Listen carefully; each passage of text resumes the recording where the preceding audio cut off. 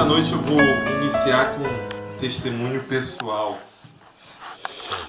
Eu recebi a Cristo em 96, em um acampe dentro de carnaval, e foi toda aquela alegria, foi algo realmente maravilhoso. E andando com Cristo, servindo a Cristo, toda aquela alegria da conversão, mas depois de algum tempo, não muito tempo, algo que veio ao meu coração foi que parece que certos pecados não tinham o que fazer. Deixa eu só contar uma história. Nessa época eu era aluno secundarista e indo para a escola no ônibus, no coletivo, olhando, tinha lá na parte do ônibus, tinha uma parte do vidro, e olhando pelo vidro uma mulher muito mal vestida, trajada de maneira muito inadequada, uma imagem muito sensual. E passando por aquele momento, a minha conclusão é que, mesmo encontrando a Cristo, mesmo andando com Ele, sendo tudo tão maravilhoso, tinha certas coisas que não tinham o que fazer. Era realmente para ceder ao pecado, porque o pecado era realmente forte e não tinha o que fazer. Mas, depois de não muito tempo, eu estava sendo discipulado, e nesse discipulado eu fui confrontado, desafiado a memorizar 1 Coríntios 10:13. E lá diz que não existe nenhuma tentação sobre-humana, mas Deus, ele é fiel. Juntamente com a tentação, ele provém o livramento. Irmãos, esse versículo foi assim, libertador, foi algo, é como se irradiasse luz em um quarto escuro. Então, a partir disso, eu disse, não, eu não preciso ser escravo, eu não preciso estar rendido ao pecado. E aí, então, foi uma luta, pouco a pouco, para vencer aqueles pecados que ficam especialmente alojados na mente, que tem a característica da mente. Agora, eu preciso também confessar aos irmãos que essa luta ela ainda foi constante, ela foi árdua. Depois de algum tempo, Deus me deu a graça de ter uma vitória muito maior nessa luta. Eu li um artigo de John Piper que tinha por título, um texto curto, tinha por título Estratégias para Vencer a Lascívia. Talvez vários de vocês leram. Se você colocar Estratégias para Vencer a Lascívia, Piper, na internet vai aparecer em diversos lugares. E aquele texto ele foi também assim uma grande bênção, porque Piper colocou uma dimensão de vitória que tornava a lascívia algo inaceitável. Eu aproveitei para reler o artigo pensando nessa mensagem. Uma das declarações que ele diz, muito contundente, ele diz: não aceite nos 5 próximos segundos, quando uma imagem vier à sua mente, lute para que essa imagem seja tirada de lá. E lute com todas as suas forças. Empreenda todo o seu esforço para que isso aconteça. E ele tem lá várias orientações práticas. E eu, assim, louvo a Deus, irmãos, porque a leitura daquele texto me conduziu a um outro nível nessa batalha. Deus, na sua graça, já tinha dado vitórias, mas eu posso dizer que agora as vitórias têm um outro nível, um nível mais realmente ligado com aquilo que as Escrituras dizem. Irmãos, em alguma medida é sobre isso que nós vamos falar hoje à noite. Sobre a pureza na mente do líder cristão. Pureza na mente do líder. Nesse artigo de Piper, ele dá orientações de como você não deixar que imagens pornográficas se alojem na mente. Ele é muito feliz nas suas considerações, e eu poderia resumir basicamente em 3 ideias. Lute para que a imagem não fique lá. Não apenas esvazie a sua mente, mas encha a sua mente da palavra de Deus, do conhecimento de Deus. e tenha um deleite superior em Cristo. Ele apresenta como estratégias, ideias contundentes, diretas, mas eu resumiria nessas 3 ideias. Nós vamos trabalhar mais essa ideia de como o conhecimento, como que eu e você devemos nos portar diante do conhecimento, adquirindo o conhecimento, a vinda do conhecimento, para que isso encha as nossas mentes e nós nos mantenhamos vitoriosos sobre pecados pornográficos ou sobre esse nível do pecado que acontece na mente, não necessariamente no ato, mas na mente e no coração. Então, pensando nisso, irmãos, nós vamos pensar naquele nível de conhecimento de Cristo, de deleite em Cristo, que nós vamos poder dizer mais ou menos como Paulo diz lá em Filipenses 3, 7 e 8, mas o que para mim era lucro, passei a considerar como perda, quanto comparado à suprema grandeza do conhecimento de Cristo Jesus, meu Senhor, por quem perdi todas as coisas, e eu as considero como esterco para poder ganhar Cristo. Então é esse nível de conhecimento, de deleite, que eu e você devemos querer ter em nossa relação com Cristo, tendo expurgado da nossa mente todo tipo de pensamento, de imagem, que nos levaria a ter uma vida marcada por pensamentos pornográficos. Mas como é que esse nível de conhecimento, de deleite em Cristo pode vir a nós? Abra sua Bíblia para Efésios capítulo 4.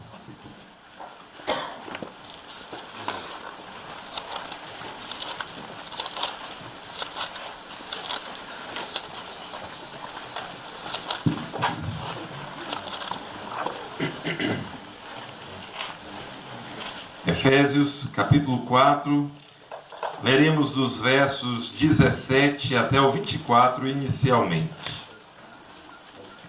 Quero pedir que os irmãos fiquem de pé.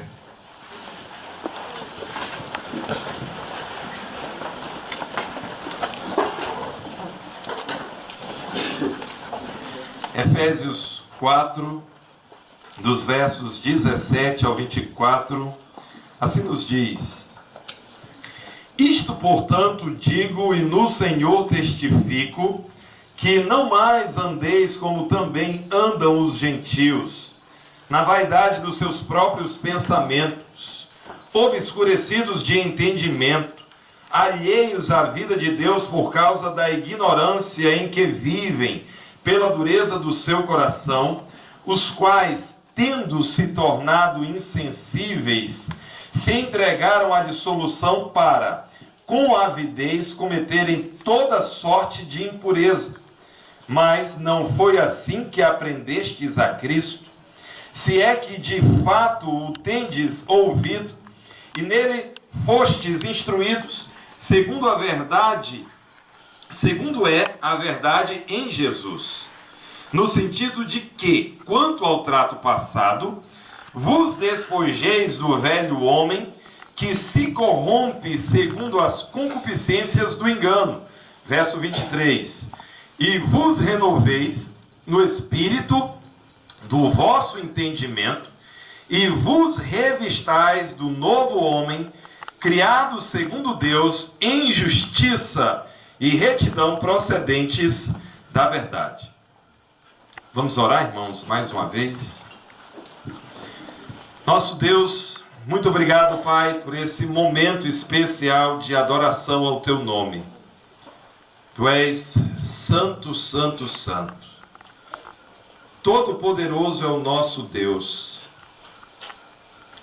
Somos muito gratos, Pai, porque mesmo sendo tão maravilhoso, Senhor de todas as coisas, sendo excelso, sendo único, sendo o nosso Deus sem igual,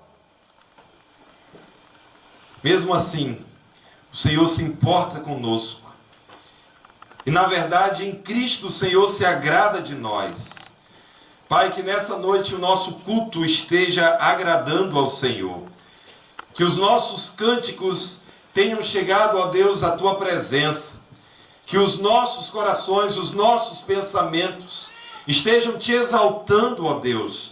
Suplicamos, Pai, por esse momento, que a exposição da tua palavra seja fiel, que a tua palavra, Deus, chegue aos nossos corações e que, ó Deus, esteja realizando, ó Deus, transformações em nossos corações. Te pedimos, ó Deus, que as nossas mentes estejam, ó Deus, sendo mantidas, concentradas, voltadas, focadas, ó Deus, em Cristo Jesus, na palavra que nós estamos ouvindo nessa noite. Ó Deus, agrada-te, Pai, de falar aos nossos corações, agrada-te, Deus, de estar ministrando a nós, de sorte que nossas vidas possam ser mudadas, de sorte que o Senhor esteja agindo e que o Senhor, sobre todas as coisas, seja exaltado naquilo que está sendo dito nesta noite. Nós queremos te louvar, nós queremos te suplicar, no nome de Jesus, a quem nós muito amamos. Amém.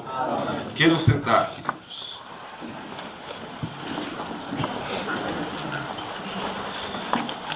O líder cristão deve buscar insistentemente, intensamente, ter uma mente pura. Como que isso pode acontecer? Em primeiro lugar, deixando de viver um cristianismo marcado por pensamentos inúteis. No texto que nós acabamos de ler, Paulo começa uma sessão exortativa. Isso acontece dentro dessa carta que tem uma divisão simples. A carta de Paulo aos Efésios é uma carta em que ele escreve para falar bastante acerca da igreja, bastante acerca do cristão, para mostrar qual que é a gloriosa posição do cristão em Cristo. Muitos privilégios. Paulo quer que todos nós cristãos, que a igreja do Senhor tenha consciência desses privilégios. Isso ele faz do capítulo 1 até o 3. Do capítulo 4 em diante, Paulo vai dizer o seguinte: tendo em vista que todas essas coisas são verdadeiras, vivamos desse modo, que nós tenhamos um estilo de vida caracterizado por essas verdades que nós acabamos de ouvir, que nós entendemos agora de maneira mais plena. Então, Efésios tem essa subdivisão simples, a posição do cristão e a prática do cristão. Eu acho que de maneira bem simples, isso expressa a ideia daquilo que Paulo escreveu aos Efésios. Paulo escreve essa carta por volta do ano 61, 62. É ele o apóstolo aos gentios. Mas, irmãos, dificilmente nós podemos dizer que essa carta foi escrita somente aos Efésios. Muito provavelmente essa é uma carta que poderíamos chamar de carta circular. Na verdade, existem teorias ligadas a isso e me parece que essa é a melhor ideia. Essa teoria tem vários fundamentos. Por exemplo, quando você está em Efésios 1:2, graça a vós outros e paz da parte de Deus, nosso Pai, do Senhor Jesus Cristo. Verso 1. Paulo, apóstolo de Cristo Jesus, pela vontade de Deus, aos santos que vivem em Éfeso. Essa expressão em Éfeso, ela é uma variante textual. E na classificação, ela é uma variante de nível C. Ou seja, existe uma grande probabilidade de esse não ser o texto verdadeiro. A teoria ligada à ideia de uma carta circular diz que Paulo escreve um escrito geral para enviar às várias igrejas daquele contexto ali de Éfeso. Dessas igrejas, Paulo conhecia algumas delas pessoalmente, outras dessas igrejas ele não conhecia pessoalmente, semelhante à igreja de Colossos. Ele escreveu uma carta à igreja de Colossos, mas ele não conhecia aqueles irmãos pessoalmente. Nesse local que tem aos santos que vivem em Éfeso, seria uma espécie de espaço aos santos que vivem em cidade tal, aos santos que vivem, era desse modo que as cartas eram escritas. Então Paulo estaria mandando um escrito, uma espécie de teologia e prática que se esperava de qualquer crente em qualquer contexto. Por isso, uma carta circular. Irmãos, além de haver essa variante, existem algumas passagens, quando, por exemplo, chegando em capítulo 1, verso 15, por isso também eu, tendo ouvido a fé que há entre vós no Senhor Jesus, como assim? Por isso também eu, tendo ouvido a fé, Éfeso foi o local onde Paulo mais se demorou. Alguém então precisou contar da fé daqueles irmãos para Paulo, para que Paulo tivesse louvando a Deus pela fé deles.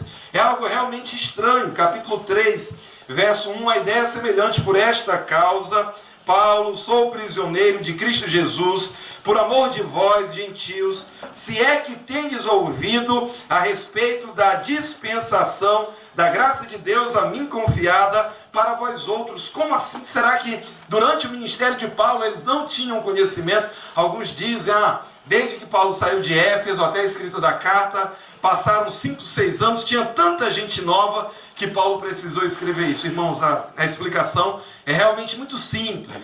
É uma explicação normalmente ligada a pessoas que defendem com muita intensidade o texto majoritário e entendem que não, o texto realmente é escrito a Éfeso. A variante tem suas explicações simples. Há pessoas como, por exemplo, Carlos Oswaldo Pinto, Paulo Anglada, vão ser dessa posição que a carta é realmente aos Efésios, mas dificilmente essa é a ideia. Uma carta circular é a maior probabilidade. A outra coisa, Paulo não trata problemas pontuais. Ele faz isso em praticamente todos os seus escritos. Ele não trata disso, ele não faz nenhuma recomendação. Em uma igreja que ele ficou tanto tempo, que ele tinha tanta afetuosidade, é algo realmente extremamente estranho de se pensar que Paulo não esteja escrevendo uma carta que é direcionada a várias igrejas.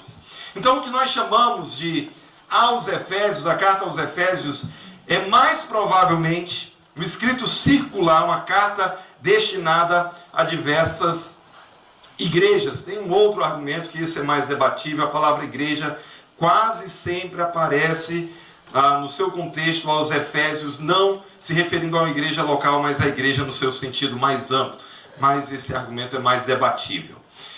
Irmãos, diante disso, a carta que Paulo escreve tem essa exortação para que esses irmãos que têm essa posição sublime agora tenham atitudes cristãs, e ele vem numa série de exortações. Nesse verso 17 ele diz: isto, portanto, digo, e no Senhor, aliás, é isso mesmo, capítulo 4, verso 17. Isto, portanto, digo e no Senhor testifico, ou insisto, que não andeis mais como também andam os gentios na vaidade dos seus próprios pensamentos.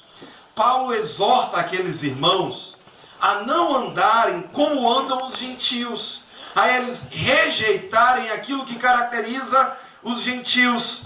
Paulo diz: irmãos, eu falo a vocês e eu insisto com vocês no Senhor, que vocês não mais vivam assim, que vocês não mais andem, que vocês não tenham mais como estilo de vida o andar assim, o andar como os gentios. Que gentios? Gentios que não conhecem a Deus. Paulo insistentemente nessa carta faz uma separação entre judeus e gentios, gentios e judeus. E ele diz: não andem como gentios, logicamente os gentios que não temem ao Senhor. Aí ele diz: na vaidade dos seus próprios pensamentos, ou com pensamentos inúteis. Algo que é interessante, irmãos, dessa colocação de Paulo, é que crentes, pessoas que conheceram a Cristo, podem ainda ter uma mente impregnada de ideias que são inúteis, de pensamentos que são aqueles aos quais nós tínhamos antes de conhecer a Cristo. Paulo está dizendo que é necessário haver uma mudança de pensamento, abandonar certos pensamentos. E, irmãos, isso é muito fácil de comprovar na nossa experiência. tantos de nós passamos a entender verdades preciosas do cristianismo, da vida cristã, anos depois.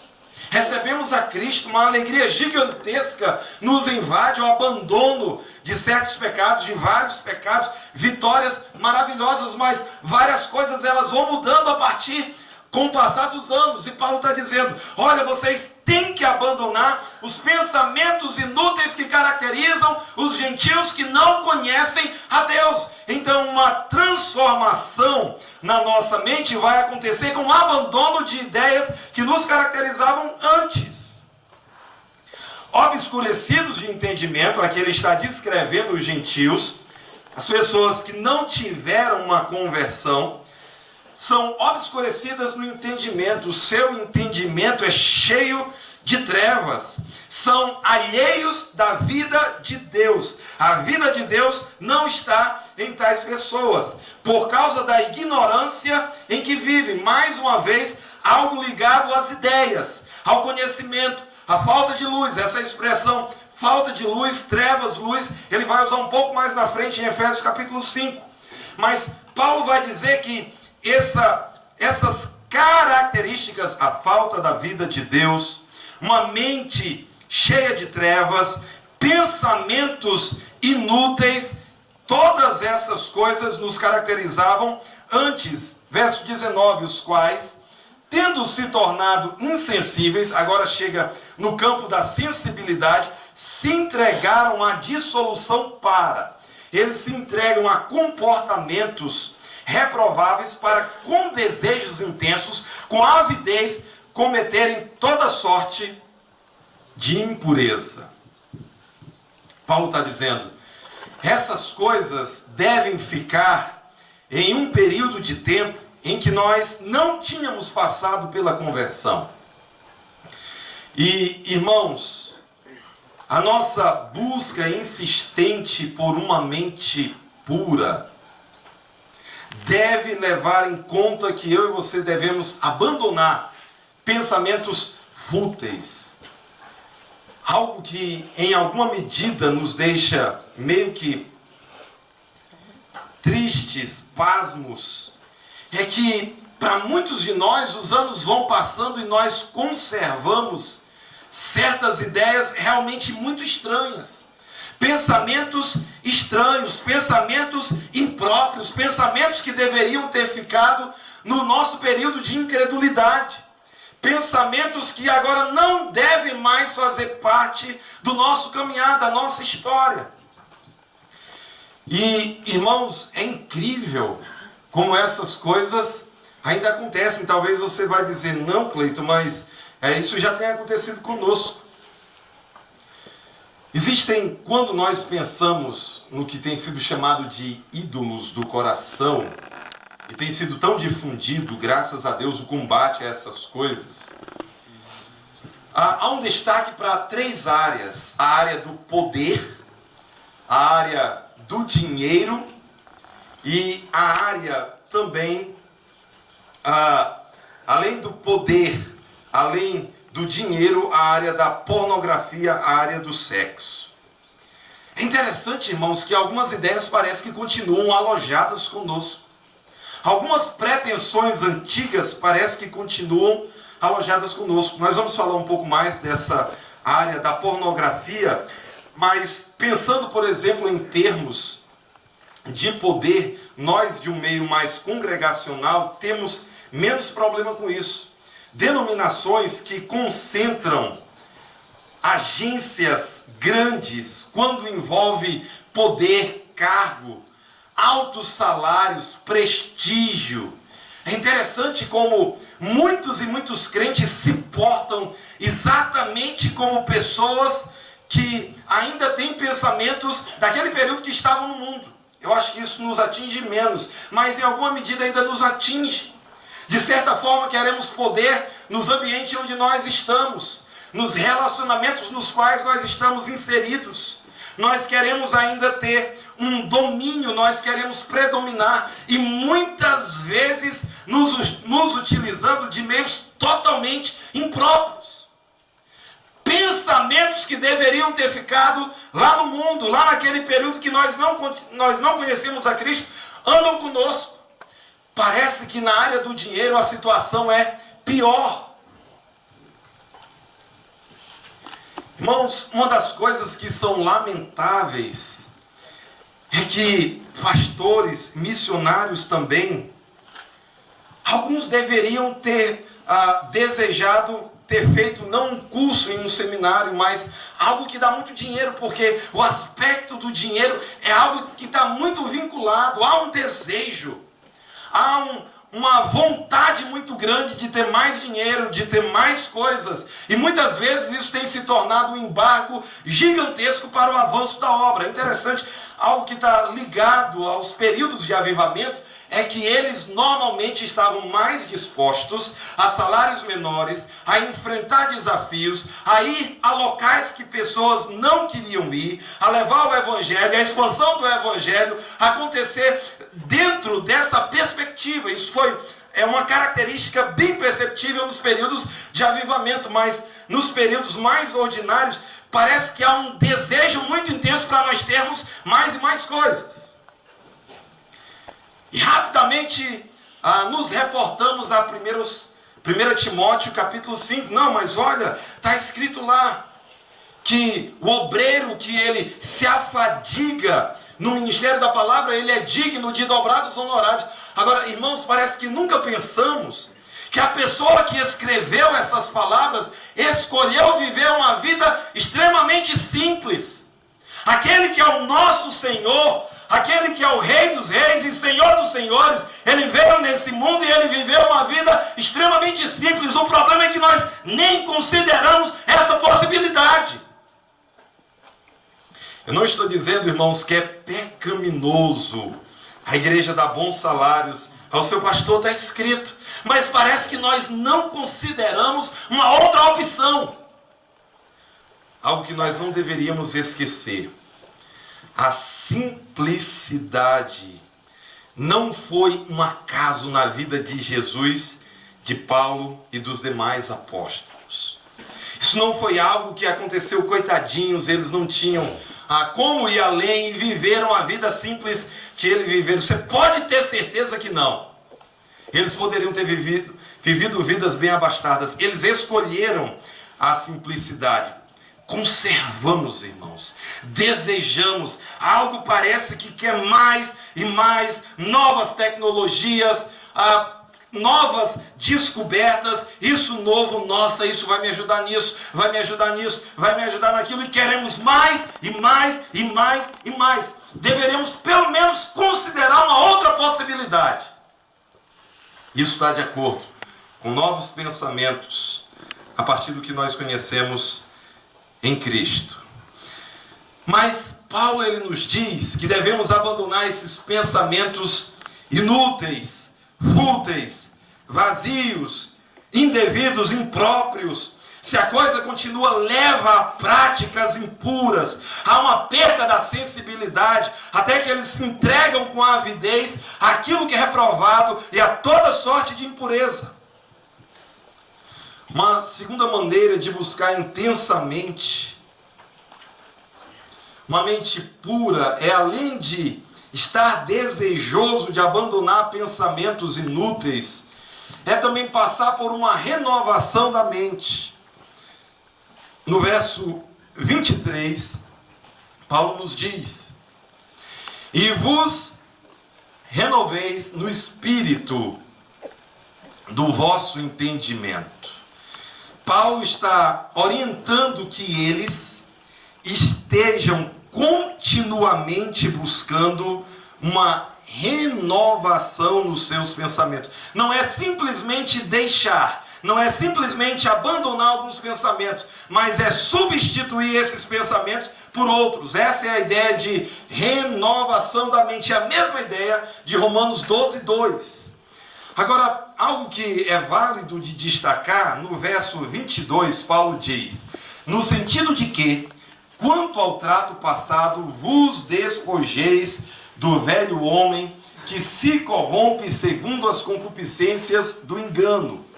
Paulo aqui, irmãos, ele vai falar de pureza, a ideia de pureza nesse texto é nos trazido a partir da ideia de nos despojarmos, como se estivéssemos tirando uma vestimenta e substituindo por outra.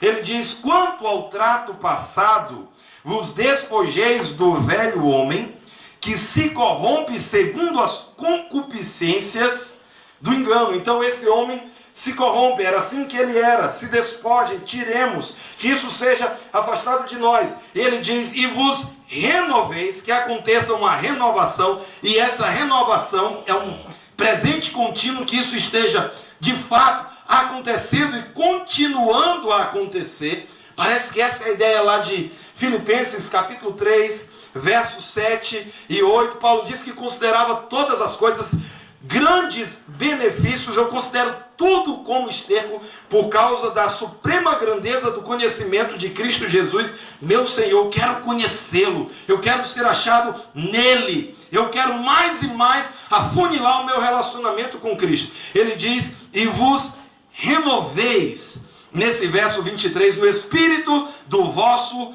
entendimento. Então, uma mente que está sendo renovada, uma mente que está sendo cheia de Cristo, uma mente que está sendo cheia dos valores do alto, daquilo que diz respeito ao nosso Senhor e aquilo que está ligado a Ele. Que nós estejamos renovando a nossa mente constantemente. Irmãos, pensamentos novos normalmente estão ligados a novas informações.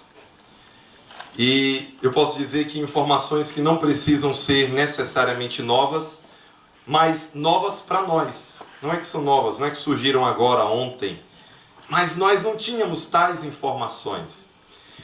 Nesse sentido, a Escritura, ela recomenda a leitura, o estudo. Paulo é alguém que, chegando ao final da sua vida, traz para mim os pergaminhos. Ele se conservava estudando, ele se conservava lendo, ele se conservava arejando a sua mente, oxigenando a sua mente com as informações ligadas à palavra de Deus, ao conhecimento de Deus. Irmãos, é lamentável, mas nós vivemos em dias de um anti-intelectualismo, de uma cultura que é anti-intelectual. As renovações tecnológicas são feitas por um grupo de pessoas bem seleto, na maioria ou na gigantesca maior parte das pessoas. As pessoas vivem em uma esfera ligada ao conhecimento, em que o conhecimento é chato, a leitura é chata, queremos o audiovisual, queremos o pronto. Então nós temos uma preguiça ligada à leitura. Interessante. Volte uma página, Efésios 3, versos 3 e 4. Paulo diz o seguinte: pois, segundo uma revelação, me foi dado conhecer o mistério, conforme escrevi há pouco, resumidamente. Então Paulo está falando do mistério, é um tema bem destacado em Efésios. Ele diz que recebeu por revelação. Agora, veja o que ele diz, verso 4: pelo que, quando ledes, ao lerem, ao estarem em contato, ao empreenderem a mente de vocês na leitura, vocês vão poder compreender o meu discernimento do mistério de Cristo. Então, a leitura, ela está automaticamente ligada à ideia da renovação. Irmãos, sinceramente, eu fico profundamente irritado quando se levantam aquelas ideias de que hoje nós temos pastores mais intelectuais e pastores que valorizam menos certas coisas. Logicamente que tudo aquilo que é a nossa parte no ministério deve ter o seu lugar e deve ser atendido com responsabilidade. Mas nós não podemos negligenciar esse aspecto. Paulo vai estar dentro dessa carta aos Efésios, estimulando insistentemente. Essa carta como um todo, na verdade, ela por si só já é um estímulo à leitura, ao conhecimento, a averiguar as ideias. E em termos de cristianismo, isso se expande, isso deve se expandir. Nossa, pastor, não gosto muito de leitura. Temos que gostar, irmãos. Tem muitas coisas que eu e você, de fato, naturalmente não gostamos, mas temos que buscar gostar dessas coisas. A leitura é uma delas. O pensar, o renovar a mente, o entendimento. Se isso não acontece, nós vamos gastar o nosso tempo com bobagens. Pessoas gastam hora lendo coisas que não vão e nem vêm. Não tem proveito nenhum. Gente fica bastante tempo procurando piadas na internet. Nada contra as piadas. Às vezes gastamos horas à busca de uma boa ilustração. É ótimo que tenhamos ilustrações, mas, irmãos, precisamos gastar o tempo devido na leitura, nas escrituras. Precisamos, na medida do possível, chegar para um certo nível de conhecimento que talvez não tivemos ainda. Temos a liberdade de, por exemplo, talvez buscar a oportunidade do estudo das línguas originais das Escrituras. Aqueles que podem, aqueles que têm o tempo, aqueles que têm os recursos, talvez em outro tempo não deu certo disso se concretizar, mas agora dá. Isso vai ajudar, isso vai cooperar. Ler livros de teologia, ler assuntos mais difíceis, assuntos que são mais inquietantes, mas assuntos que vão estar contribuindo para o nosso amadurecimento cristão, uma mente que está de fato focada na busca do conhecimento do nosso Deus. Isso não é renovado. Alguns de nós nos mantemos com ideias que sempre tivemos e não damos um passo além dali. E achamos isso muito interessante. Você não vai ter aprovação das Escrituras nesse tipo de ideia. Uma terceira maneira de buscarmos intensamente ter uma mente pura. Chega ao capítulo 5, verso 8. Nos diz o seguinte: pois outrora erais trevas, porém agora sois luz no Senhor. Andai como filhos da luz, porque o fruto da luz consiste em toda bondade e justiça e verdade. Mais uma vez, Paulo vai prover o contraste de luz e trevas. Pessoas que têm uma mente que foram iluminadas como resultado da conversão, e pessoas que não têm a mente iluminada. Outrora, antes da conversão, erais trevas, porém agora sois luz no Senhor. Andai como filhos da luz. Sendo que isso é verdadeiro, portem-se como filhos da luz. O fruto da luz, a prática daqueles que estão na luz, consiste em toda bondade, justiça e verdade. Tripé de virtudes que Paulo diz. Agora note o verso 10. Provando sempre o que é agradável ao Senhor. Em uma outra tradução, discernindo, examinando.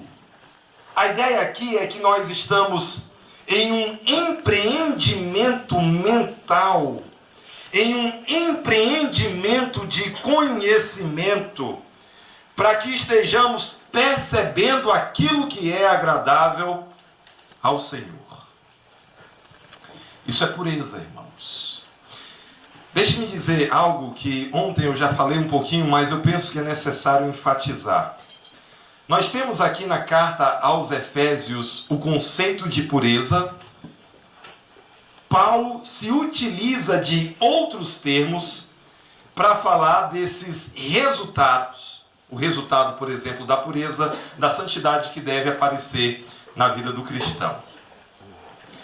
Irmãos, Paulo não usa necessariamente os termos, mas a ideia está aqui.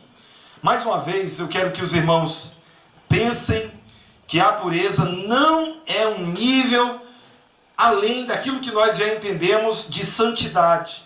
Não é um nível além daquilo que a Bíblia fala de um discípulo de Cristo. Se alguém quer ser meu discípulo, Sejam santos como o Senhor é santo.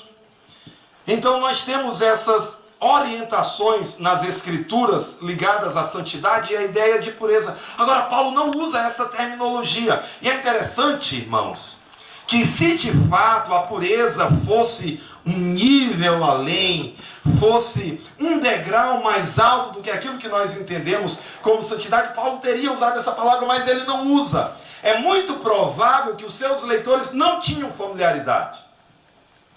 Lá no local onde eu moro, se eu disser o seguinte: eu vou pegar o ferro para engomar a roupa, ninguém entende o que eu estou dizendo. O que é engomar?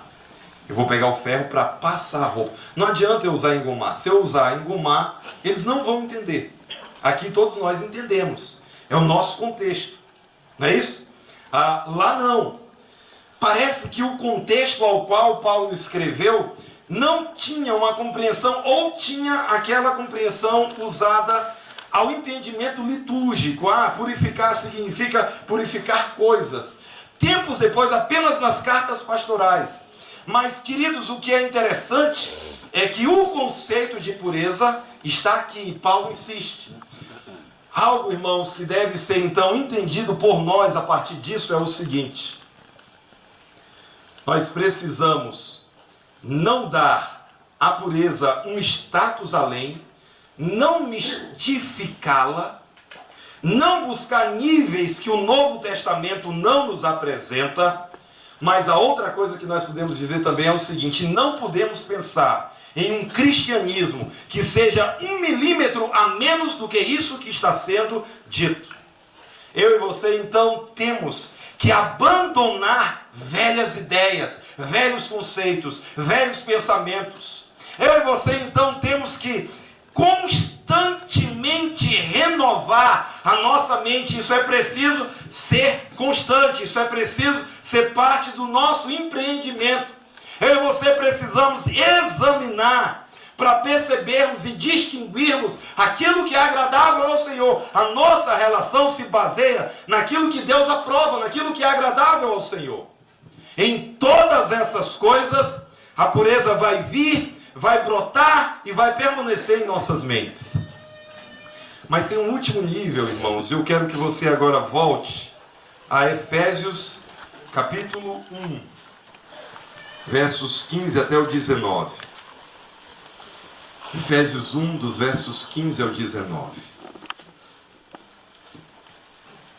O texto nos diz: por isso também, tendo ouvido a fé que há entre vocês no Senhor Jesus, e o amor para com todos os santos, Paulo diz, sabendo que vocês de fato são crentes.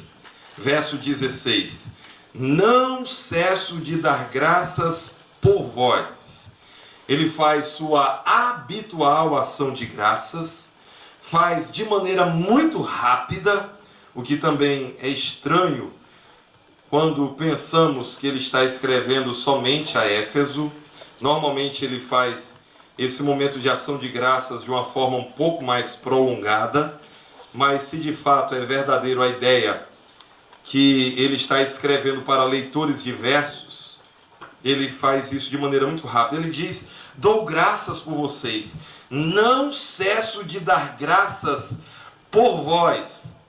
Aí ele diz: fazendo menção de vós nas minhas orações. Note o conteúdo das orações de Paulo, pelo menos dessa sua oração registrada aqui, verso 17. Para que o Deus de nosso Senhor Jesus Cristo, o Pai da glória...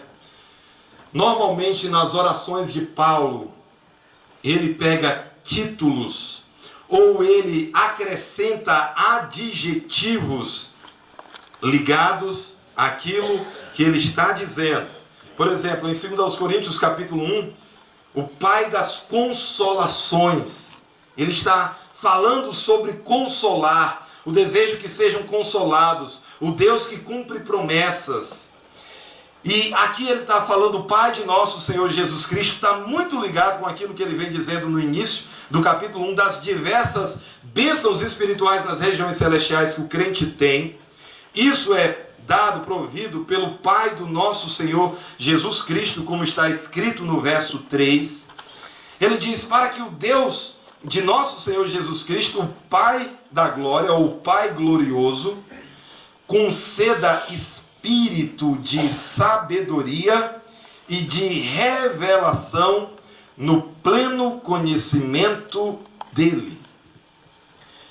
É interessante, irmãos, que Paulo está orando por conhecimento, que o Senhor Deus dê para eles pleno conhecimento, um espírito de sabedoria e de revelação. Paulo, na sua carta aos Efésios, ele mais ou menos descortina o plano de Deus. Ele olha para a salvação, mas não apenas do ponto de vista imediato. Ele diz: vamos voltar um pouco na eternidade. Há um Deus que elegeu, há um Deus que predestinou, há um Deus que nos incluiu na família, na sua família. Ele também fala de Jesus Cristo, ele fala acerca da redenção. Ele fala do plano do Deus que fez todas as coisas, no verso 11. Ele fala da obra do selo do Espírito, do penhor, nos versos 13 e 14. Então, Paulo está falando da salvação do ponto de vista da obra de Deus, do Deus triuno. E ele se reporta a esse período e Paulo diz: irmãos, eu dou graças a Deus por vocês, eu não cesso de orar por vocês, e eu estou suplicando ao Pai do nosso Senhor Jesus Cristo, o Pai glorioso, o Pai da glória, que Ele conceda a vocês espírito de sabedoria e de revelação, conhecimento, percepção, entendimento. E Ele nos diz: no pleno conhecimento dEle. Essa palavra que ele se utiliza para dizer pleno conhecimento só aparece 2 vezes. E ele diz, é a ideia de um conhecimento maduro, de um conhecimento lato, de um conhecimento que realmente leva o nosso Deus nos seus sentidos mais amplos. Algo que é interessante de se perceber, irmãos, é que mesmo que a obra de Deus já tenha sido feita pelo nosso Deus, um plano foi feito, esse plano foi executado, o Espírito Santo age, mas isso não quer dizer que necessariamente nós entendamos tudo. E que nós venhamos a usufruir, por conta da compreensão, tudo aquilo que o nosso Deus fez. Isso leva Paulo a orar, a suplicar. Aí ele continua no verso seguinte, verso 18.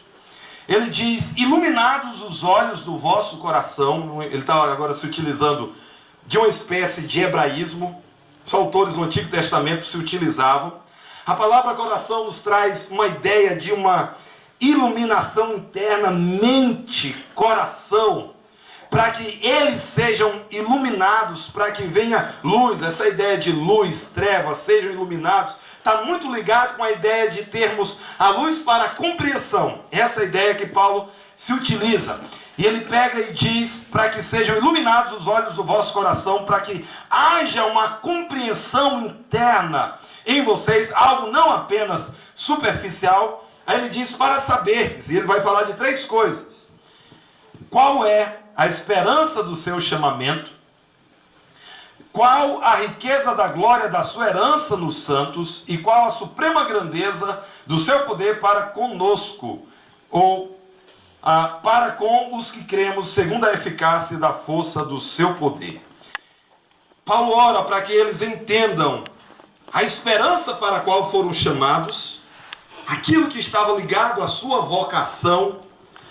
Paulo ora também para que eles tivessem uma compreensão da riqueza da glória da sua herança, o que era o próprio Deus neles, ou a herança que os santos tinham de Deus. As 2 ideias estão inclusas, mas talvez a ideia de que o próprio Deus é a grande herança que o cristão tem, parece que é a ideia preferida, porque ele vai falar disso em outros contextos. E ele quer também que eles tenham uma compreensão da dimensão do grande poder de Deus. Ele vai continuar ilustrando esse poder. Ele usou na ressurreição do nosso Senhor Jesus. Ele apresenta Cristo como o cabeça não apenas da igreja, mas de todo o cosmos. Ele é Senhor de todas as coisas. Uma ideia também bem apresentada na sua carta aos Colossenses. Paulo está orando por crescimento no conhecimento. Irmãos, a lascívia, a pornografia, outros pensamentos indevidos se alojam nas nossas mentes, porque isso nos é atrativo. Não é à toa que o mundo da pornografia ganha muito dinheiro mesmo, provendo imagens, trazendo imagens. As revistas masculinas, as revistas pornográficas, elas então ficam cultivando na mente das pessoas, especialmente dos homens, mas não apenas dos homens, das mulheres também, se multiplicam imagens pornográficas que apelam às mulheres. E essas pessoas fazem tais coisas porque elas apresentam uma espécie de sensação agradabilíssima. Elas apresentam algo que vai satisfazer certos impulsos que brotam em nós. Irmãos, sendo extremamente francos, a nossa mente gosta dessas coisas. Caso contrário, isso não se alojaria nas nossas mentes. Caso contrário, nós não precisaríamos empreender uma grande luta para que tirássemos, para que nós venhamos a tirar imagens indevidas da nossa mente. Mas, irmãos, a ideia que nos é apresentada é que esse deleite, imagens que vão fazer com que eu e você tenhamos pensamentos maravilhosos e nos deleitemos com os nossos pensamentos, devem estar focados em Cristo. Na nossa luta contra a pornografia, contra ideias chulas, medíocres, nós precisamos então deixar fora aquilo que de fato não precisa, não deve estar lá, e encher a nossa mente daquilo que é próprio, daquilo que é ligado a Cristo, daquilo que de fato vai nos fazer crescer no caminho da pureza. Agora, irmãos, dentre as outras atitudes, precisamos orar por isso. E eu penso, irmãos, que nós de fato cultivamos isso muito pouco. Talvez cultivamos pouco tanto o ato de buscar mudar a nossa mente, renovar a nossa mente, deixar fora o que não deve estar, renovar a nossa mente, examinar aquilo que é agradável ao Senhor, para que esteja fixado em nós. Parece que estamos cedendo às pressões de um mundo audiovisual imediatista, que mais e mais quer nos cativar para certas coisas e nos tirar desse caminho de encher a nossa mente com Cristo, com a sua palavra, com os seus valores. E me parece ainda mais que a ideia de orar mais intensamente, e veja que Paulo diz no verso 16, ele disse que não cesso de dar graças. A nossa postura ligada à oração me parece que precisa, irmãos, de uma mudança drástica. Precisamos, eu penso que de uma mudança drástica, em pelo menos duas perspectivas. Martin Lloyd Jones fez uma denúncia aos pregadores dos seus dias. Ele disse: eles falam de fogo como se estivessem sentados em cima de um iceberg. Completamente estranho, é esquisito. Eles estão falando de algo que é intenso, algo que deveria impulsionar suas almas, algo que eles não poderiam falar com descaso. Irmãos, parece que às vezes as nossas orações são assim. E eu não estou dizendo que necessariamente temos que estar falando alto, mas às vezes oramos, parece que não estamos falando com Deus Todo-Poderoso. Parece que não estamos falando com aquele que é Senhor do Universo. Parece que não estamos nos dirigindo àquele que fez céus, terra e mar e tudo quanto neles há. Parece que estamos nos dirigindo a uma pessoa qualquer e não é assim. Não é. Não é apenas um problema na pregação, mas é também um problema na oração. E além disso, me parece que a tradição de persistência na oração, de orar, isso é uma tradição. Quando Jesus é assunto ao céu, os discípulos se mantêm orando. Em Atos 2, a igreja perseverava, dentre outras coisas, na oração. Veio um embate em Atos 6, os apóstolos disseram: permaneceremos no ministério da palavra e na oração. Paulo escreve as suas cartas: orem sem cessar, perseverem na oração. Ele falando do seu exemplo: não cesso de orar por vocês. O livro, irmãos, publicado pela nossa editora, mudou radicalmente a minha maneira de pensar sobre a oração. Poder através da oração. Escrito por um irmão metodista que escreveu 11 livros, dos quais 9 estavam ligados à oração. E dentre as exortações, ele nos provê vários exemplos da história de crentes que realmente oravam, que se mantinham em oração. E me parece, irmãos, que a nossa ideia, o nosso desejo de sermos diferentes dos pentecostais, é um desejo tão grande, tão intenso, que nós rejeitamos até o que é bíblico. Permanecer em oração. Olhamos com grande suspeita a ideia de passarmos uma noite orando. Jesus fazia isso. Se nós vamos olhar com suspeita, então vamos suspeitar de Jesus. Vamos suspeitar da igreja primitiva, porque eles faziam. Isso não quer dizer necessariamente que nós vamos cair em um extremo que está ligado a esses irmãos que nós rejeitamos. Mas parece que somos tão contra isso que rejeitamos até aquilo que é bíblico.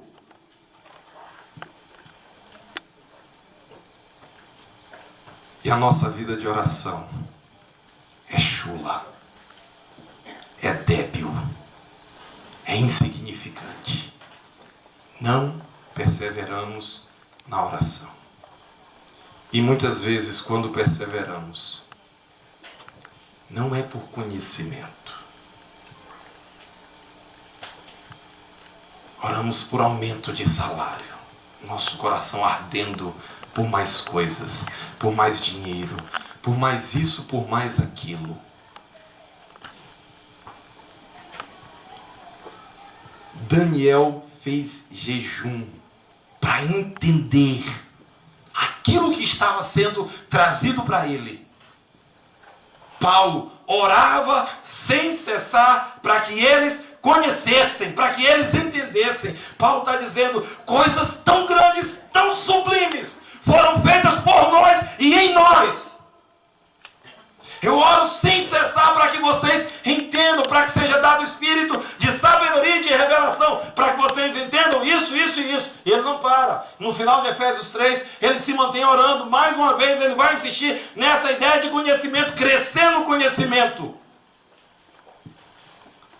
Precisamos, irmãos, ter uma mente encharcada de Cristo. Ele deve ser o nosso profundo deleite. Isso não acontece de um dia para o outro. Não acontece. Abandono do pecado, despindo-se do velho homem, renovando a mente, examinando e orando. Nós precisamos dessas coisas, irmãos, para que sejamos líderes e crentes de mente pura. Que o Senhor nosso Deus se agrade de nos conceder a graça de nos conduzir nesse caminho do crescimento cristão no conhecimento. Amém. Nosso Deus, muito obrigado por Tua palavra. Confessamos, ó Deus, que ainda nos espantamos com pensamentos que trazemos do nosso velho homem.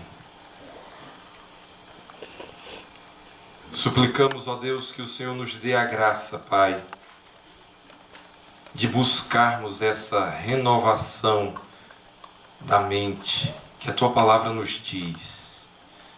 Nos ajude, ó Deus, a não mais como alguém que está em trevas, mas como filhos da luz, a examinar aquilo que é agradável ao Senhor.